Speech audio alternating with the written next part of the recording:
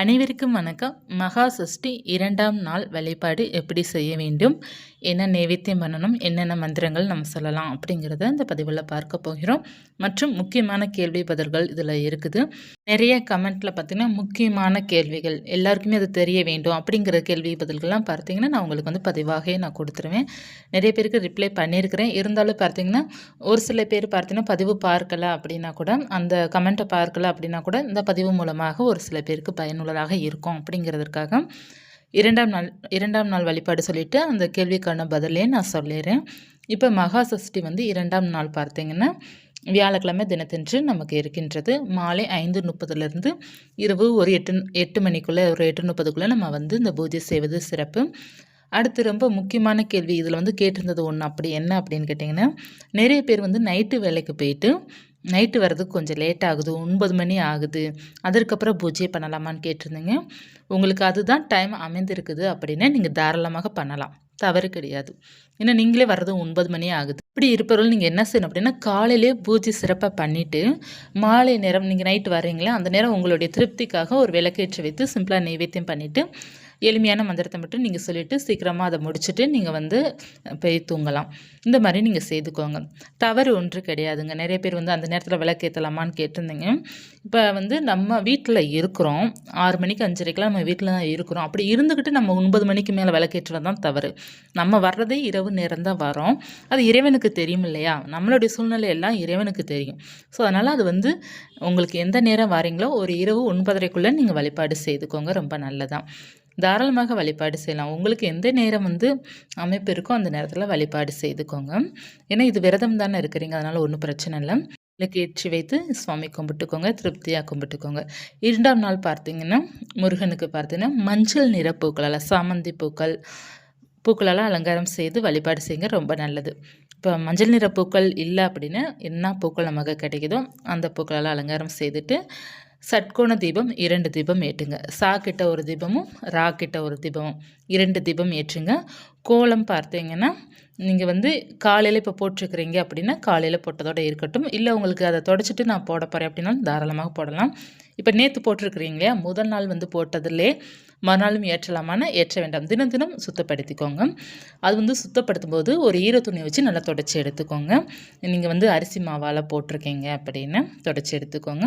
அதில் நிறைய பேர் வந்து கேட்டிருந்தது, எங்களுக்கு வந்து தரை தான் இருக்குது, கீழே போடலாமா, தரையில் போடலாமான்னா தாராளமாக போடலாம், தவறில்லை. இப்போ பலகை இல்லாதவங்களாம் தரையில் தான் போட்டாகணும். பலகை இருக்கிறவங்க பலகையில் போட்டு அதற்கு மேலே விளக்கேற்றி வச்சுப்பாங்க. பலகை வந்து எல்லாருக்குமே கரெக்டாக அமையாது, ஒன்று சிறுசாக இருக்கும், இல்லைன்னா அதற்கேற்றப்போல் நம்மக்கிட்ட இருக்காது. ஸோ இருக்கிறவங்க பலகையில் போடுங்க, இல்லாதவங்க தரையில் போடுங்க. அந்த தரையை வந்து நம்ம கால்படாமல் பார்த்துக்கிடணும், அதுதான் ரொம்ப முக்கியம். அதனால் நீங்கள் வந்து சுவாமி படத்தை வந்து ஒரு சிவப்பு நிற துணி விரித்து வச்சுட்டு அதற்கு பக்கத்தில் மாக்கோலம் போட்டு தரையிலே போட்டு நீங்கள் அந்த சுற்றி மட்டும் நம்ம கால்படாமல் பார்த்துக்கோங்க, அவ்வளோதானே தவிர மற்றபடி தாராளமாக நம்ம தரையில் நமக்கு எப்படி நம்மளுடைய வீடு அமைப்பு இருக்கோ, நமக்கு எவ்வளோ இடம் இறைவன் கொடுத்துருக்காரோ அதுக்குள்ளே தான் நம்ம வழிபாடு செய்ய முடியும். ஸோ தரையில் போட முடியாது, தரையில் உட்காந்து பூஜை பண்ண முடியாதெல்லாம் எதுவுமே இல்லை. நமக்கு இறைவன் எப்படி வழி விட்டுருக்காரோ அதே போல் திருப்தியாக பண்ணுங்க. எது சரி எது தவறு அப்படிலாம் எது நினச்சி குழம்பாதீங்க. நீங்கள் பக்திக்குள்ளே இருக்கிறீங்க, ஒரு பூஜை பண்ணணும்னு நினைக்கிறீங்க அப்படின்னா கடவுள் உங்களுக்கு சரியானதை கட்டாயமாக காமிச்சிட்டே தான் இருப்பார், சரியான வழியை வந்து உங்களுக்கு கொடுத்துட்டே தான் இருப்பார். அதனால் வந்து எதற்கும் கவலைப்பட வேண்டாம். இப்போல் நேற்று பதிவில் ஒரு சில பேர் நான் இந்த மிஸ்டேக் பண்ணிவிட்டேன் அந்த மிஸ்டேக் பண்ணிட்டுலாம் சொல்லியிருந்தேங்க. எதுவுமே தவறு கிடையாதுங்க. தெரிந்து பண்ணால் தான் தவறு, தெரியாமல் பண்ணால் தவறே கிடையாது. அதற்கப்புறம் நீங்கள் என்கிட்ட கமெண்ட்டில் கேட்டு அதற்கப்புறம் நான் உங்களுக்கு ஆன்சர் பண்ணியிருந்தேன். ஸோ வந்து எதுவுமே தவறு கிடையாது. இப்போ நேற்று கூட ஒரு சகோதரி வந்து நான் மதிய நேரம் தூங்கிட்டேன் அப்படின்னு சொன்னீங்க. அது ஒன்றும் தவறே கிடையாது. நீங்கள் தெரியாமல் தான் தூங்கிட்டேன்னு சொன்னீங்க. தெரியாமல் பண்ணலாம் தவறு இல்லை. ரெஸ்ட்டு எடுத்துக்கோங்க, பகல் நேரம் தூங்காதீங்க, நைட்டு நல்லா தூங்குங்க. அதே போல் இன்னொரு சகோதரியும் கேட்டிருந்தீங்க, நான் வர்றதுக்கே நைட்டு 10:30க்கு மேலே ஆகுது, தூங்குறதுக்கு 12 மணி ஆகுது, காலையில் சீக்கிரம் எழுந்திரிக்கணும், நான் வந்து தூங்காமல் என்னால் இருக்க முடியாது அப்படின்னு. நீங்கள் வந்து உங்கள் உடல் ஆரோக்கியத்திற்காக 1 மணி நேரம் தூங்கிக்கோங்க, தவறில்லை. நம்ம வீட்டில் தான் இருக்கிறோம் அப்படிங்கிறப்போ நம்ம நைட்டும் தூங்கிக்கிட்டு பகலும் தூங்கிட்டோம் அப்படின்னா அது வந்து விசேஷமாக இருக்காது, தவறு ஒன்றும் கிடையாது, அந்தளவுக்கு விசேஷமாக இருக்காது. இப்போ வந்து உங்களுடைய சூழ்நிலை வந்து நீங்கள் வர்றது போகிறது எல்லாமே லேட், வேலைக்கு போகிறதுனால. ஸோ உங்களுடைய உடல் ஆரோக்கியத்தை வந்து நீங்கள் கட்டாயமாக கவனிக்கணும். அதனால் உங்களுக்கு தேவைப்படுற நேரம் வந்து கொஞ்சம் நேரம் படுத்து தரையில் வந்து ஒரு பெட்ஷீட்டை மட்டும் விரித்து நீங்கள் படுத்து ரெஸ்ட் எடுங்க. நிறைய பேர் வந்து அதே டவுட்டு வந்து பெட்டில் படுக்கலாமான்னு அவங்கவுங்க சூழ்நிலை பொறுத்து தான். இப்போ பெட்டுங்கிறது பார்த்தீங்கன்னா சொகுசான வாழ்க்கை நமக்கு. விரதம் இருக்கிறது வந்து கடுமையானது நமக்கு. ஸோ நம்ம வந்து சொகுசுக்குள்ளே போகக்கூடாது. இறைவனுக்காக நம்மளை அர்ப்பணிக்கணும் அப்படிங்கிறதுக்காக தான் பெட்டில் தூங்கக்கூடாது அதுன்னு சொல்கிறது தவிர, மற்றபடி வந்து நம்ம பெட்டில் தூங்குனா கடவுள் நம்மளை தண்டிப்பார் அப்படிங்கிறதுலாம் எதுவுமே கிடையாது. நம்ம வந்து இறைவனுக்காக 6 நாள் 7 நாள் அர்ப்பணிக்கிறோம். அப்படி இறைவனுக்காக மட்டும்தான் எளிமையான வாழ்க்கையை நம்ம வாழணும் அப்படிங்கிறதுக்காக தான் இது அவங்கவுங்க சூழ்நிலையை பொறுத்து இருக்குது. இப்போ கைக்குழந்தைய வச்சுருக்கிறீங்க, உங்களை போட்டு தரையில் படுங்கன்னு சொன்னால் முடியுமா? கட்டாயமாக முடியாது. கைக்குழந்தைக்கு வந்து ஃபீட் பண்ணணும். நீங்கள் வந்து குழந்தை கூட பெட்டில் தான் படுத்தாகணும். ஸோ அது ஒன்றும் பிரச்சனை இல்லை. அதற்கு நான் பதிவு கொடுத்துருந்தேன். நீங்கள் வந்து பெட்டில் படுக்கணும் அப்படிங்கிற மாதிரி இருக்குது. நீங்கள் விரதம் இருந்தீங்க அப்படின்னா அந்த பெட்ஷீட்டை நல்லா சுத்தம் படுத்திக்கோங்க. அதாவது நீங்கள் வந்து அலசிடுங்க. முதல் நாள் விரதம் இருக்கிற முதல் நாள் அலசிட்டு அதில் வந்து நீங்கள் படுத்துங்க. ஒன்றும் தவறில்லைன்னு நான் சொல்லியிருந்தேன். அதற்கான பதிவு நான் கொடுத்துருந்தேன். ஸோ உங்களுக்கு வந்து எந்த ஒரு டவுட் இருக்கோ தம்ப்நெயிலில் பாருங்கள். நான் தெளிவாக அதில் வந்து மென்ஷன் பண்ணியிருப்பேன். இப்போ தம்ப்நெயிலில் நான் என்ன கொடுக்குறேனோ அதை தான் நான் பேசியிருப்பேன். ஒரு வேளை வந்து எக்ஸ்ட்ரா எதான்னு பேசுகிறனோ அப்படின்னா அது ஏதாவது ஒரு முக்கியமானது ஏதாவது இந்த மாதிரி பேசும்போது வர்றது அப்படி சொல்லுவேனே தவிர, தம்ப்நெயிலில் இல்லாதது நான் எதுவும் சொல்ல மாட்டேன். மோஸ்ட்லி தம்ப்நெயிலில் என்ன கொடுத்துருக்கனோ அதுதான் சொல்லுவேன். ஸோ நீங்கள் வந்து அது தம்ப்நெயிலில் இருக்கிறத பார்த்து உங்களுக்கு தேவையானது இருந்தது அப்படி அதை பார்த்து உங்களுக்கு எந்த பதிவு வேணுமோ அதை மட்டும் கிளிக் பண்ணிக்கோங்க. ஏன்னா நிறைய பதிவு நான் கொடுக்குறேன். நீங்கள் எல்லாத்தையும் பார்க்கணும் அப்படிங்கிறதுல ஒவ்வொருத்தருக்குமே ஒவ்வொரு கேள்விகள் இருக்குது. அதனால் பார்த்தீங்கன்னா நான் பொதுவாக நான் கொடுக்குறனால நீங்கள் எல்லா பதிவும் பார்க்கணுன்னு நான் சொல்லலை. உங்களுக்கு அதுக்காக தான் தம்ப்நெயில் நான் தெளிவாக கொடுத்துருவேன். அந்த இதை பார்த்துட்டு நீங்கள் அந்த பதிவை வந்து கிளிக் பண்ணி பார்த்துக்கோங்க. அதிலே உங்களுக்கு டீட்டெயில்ஸ் எல்லாமே சொல்லியிருப்பேன். முடிந்த அளவுக்கு எனக்கு தெரிந்த அளவுக்கு சொல்லியிருப்பேன். ஓகே. இந்த 2ஆம் நாள் வழிபாடு அப்படிங்கிறப்போ நம்ம மஞ்சள் நிற பூக்களால் அலங்காரம் செய்துட்டு 2 அகல் விளக்கு ஏற்றிக்கோங்க. சட்கோண தீபம் ஏற்றிக்கோங்க. ஏற்றிட்டு நீங்கள் வந்து நெய்வேத்தியமாக பார்த்தீங்கன்னா பாசி பருப்பு பாயாசம் அல்லது பருப்பு சாதம் நீங்கள் வைத்து நெய்வேத்தியம் பண்ணி வழிபாடு செய்யலாம். அல்லது உங்களால் முடிந்த நெய்வேத்தியம் வெற்றிலைப்பாக்கு, வாழைப்பழம், பழங்கள், கல்கண்டு உங்களால் என்ன முடியுதோ அந்த நெய்வேத்தியம் வைத்து வழிபாடு செய்யலாம். மந்திரங்கள் பார்த்தீங்கன்னா சஷ்டி கவசம் படிக்கணும். ஓம் சரவண பவாய நமக 108 போற்றிகள் 108 தடவை சொல்லணும். அல்லது 108 போற்றிகள் நம்ம சொல்லணும். அல்லது பார்த்தீங்கன்னா ஓம் பாலகுமாராய நமக இந்த மந்திரத்தை நம்ம சொல்லலாம். ரொம்ப நல்ல மந்திரம்.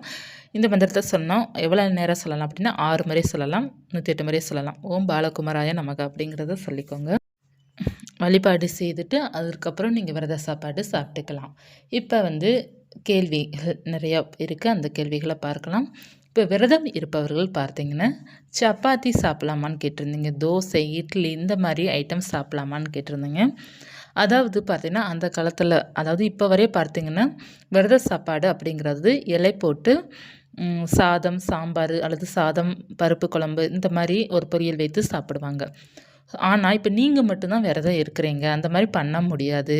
அப்படி இருப்பவர்கள் வீட்டில் வந்து தோசையோ இல்லை இட்லியோ சப்பாத்தியோ தான் போடுவாங்க. இந்த மாதிரி ஐட்டம் நான் சாப்பிட்லாமா அப்படின்னு கேட்டிருக்கீங்க. சைவ சாப்பாடு எது வேணாலும் நம்ம சாப்பிட்டுக்கலாம். தவறு ஒன்று கிடையாது. எல்லாமே சூழ்நிலை தாங்க நமக்கு. காலம் தான் நமக்கு. அன்றைய காலம் வேறு, இப்போ இருக்கிற காலம் வேறு. நமக்கு மாறிக்கிட்டே இருக்குது. ஸோ இப்போ இருக்கிற காலத்தில் யாருமே சாப்பாடு இரவு நேரத்தில் சாப்பிட மாட்டேங்கிறாங்க. ஸோ அதனால் நம்ம வீட்டில் வந்து இட்லி வச்சுருக்கீங்கன்னா இட்லி சாப்பிடுங்க. விரத சாப்பாடாக எடுத்து இட்லியை வந்து இலையில் வச்சோ அல்லது வந்து நீங்கள் தனியாக ஒரு தட்டு புதியதாகவோ அல்லது அசைவம் சாப்பிடாமல் அந்த தட்டு இருக்கணும். அந்த தட்டை வந்து நீங்கள் தாராளமாக பயன்படுத்தி கொள்ளலாம். இந்த மாதிரி நீங்கள் பண்ணிக்கோங்க.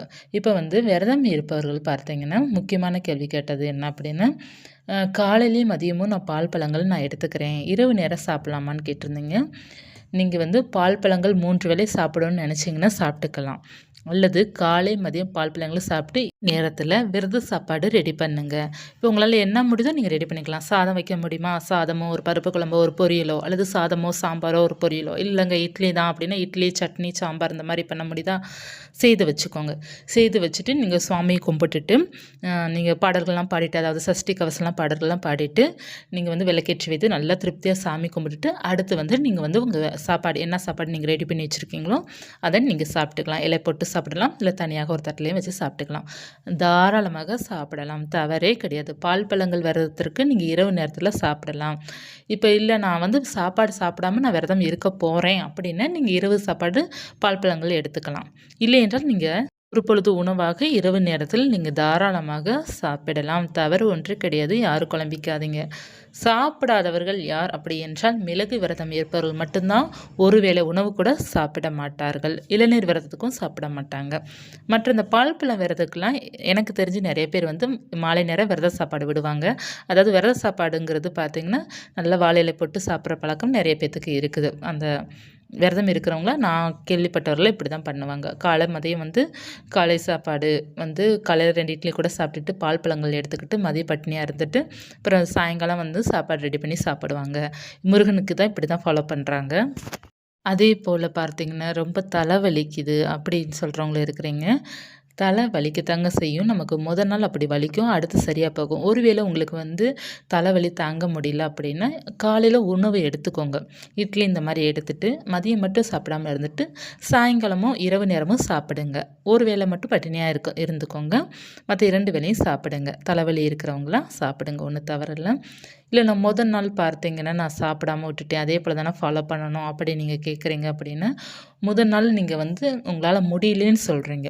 ஆரோக்கியம் தான் நமக்கு ரொம்ப முக்கியம். முடியல அப்படின்னா 2வது நாள் நீங்கள் என்ன ட்ரை பண்ணுறீங்களோ அதை அப்படியே நீங்கள் ஃபாலோ பண்ணிட்டு போங்க. கடவுள் வந்து மனதார ஏற்றுக்கொள்வார். நம்மளுடைய உடல் ஆரோக்கியம் கடவுளுக்கு தெரியும். எதையுமே நினச்சி நீங்கள் குழம்பிக்காதீங்க.